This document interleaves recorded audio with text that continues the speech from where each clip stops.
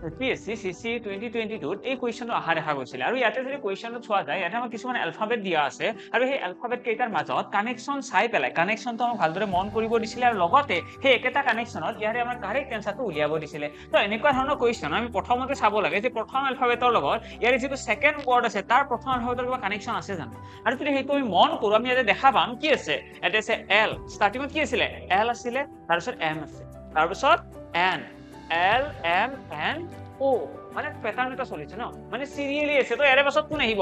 L M N O তাৰপিছত কোন P মানে ইয়াৰে পাছত যেটো আহিব ন তাৰ প্ৰথম এলফাবেটটো হ'ব P এটা সেকেন্ড এলফাবেটটো যদি চাও ইয়াতে দেখিছো P আছে ইয়াতে O আছে ইয়াতে N তাৰপিছত M তো এইখিনি ভালদৰে মন কৰি দেখিম যদি আমি শেষৰ পৰা চাও ন M N O